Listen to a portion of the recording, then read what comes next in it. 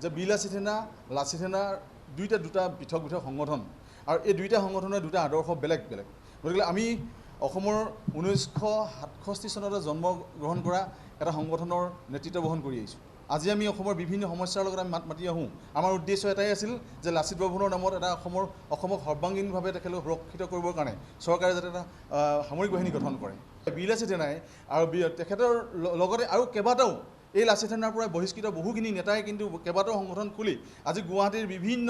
ব্যৱসায়িক গোষ্ঠীৰ ওচৰত বিভিন্ন ব্যক্তিৰ ওচৰত গৈ তেখেতলোকে কিন্তু ধন দাবী কৰি আছে বুলি আমি জানিব পাৰিছোঁ আমি তাৎক্ষণিকভাৱে আপোনালোকক আজি সম্বোধন জনাব লগা হৈছে এইকাৰণে যে আমাৰ মাননীয় মুখ্যমন্ত্ৰীয়ে কৈছে যে বিলাসী সেনাৰ ওপৰত নিষিদ্ধকৰণৰ দৰে মানে এটা ঘোষণা কৰিছে তেখেতলোকে কিন্তু বিলাসী সেনা বুলি নাম লোৱা নাই তেখেতে কিন্তু ভুলবশতে লাচিত সেনা বুলি ওলাইছে আজি আমি লজ্জিত হৈছোঁ যে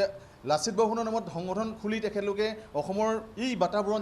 যেনেদৰে তেখেতলোকে সৃষ্টি কৰিছে তাৰ ক্ষেত্ৰত কিন্তু বহুখিনি সময়ত তেখেতলোকৰ ল'ৰা জেললৈ যোৱা আমি দেখা পাইছোঁ বিভিন্ন ধৰণৰ তেখেতলোকে জেল হাজতলৈ গৈ ওলাই আহি পুনৰবাৰ তেখেতলোকে ধন দাবী কৰি অসমৰ এই সামাজিক বাতাবৰণটো তেখেতলোকে কিন্তু বিনষ্ট কৰিছে আজি আমি দেখা পাই আছোঁ যে অসমৰ বিভিন্ন ঠাইত তেখেতলোকে মানুহক ধন দাবী কৰাই নহয় শাৰীৰিকভাৱে অত্যাচাৰ কৰে বা বিভিন্ন সমস্যাৰ লগত তেখেতলোকে সমস্যা সমাধান কৰিছোঁ বুলি কৰিবলৈ মানুহক ধন দাবী কৰিবলৈ নিজৰ সম্পত্তি পাহাৰ গঢ়ি আছে বিভিন্ন অনুষ্ঠানে প্ৰতিষ্ঠানে গৈ তেখেতলোকে কিন্তু বঁটা বাহন আদি তেখেতলোকে গ্ৰহণ কৰি আহিছে আমি দেখা পাই আহিছোঁ কিন্তু এই ভণ্ড জাতীয়তাবাদী এই নেতাসকলক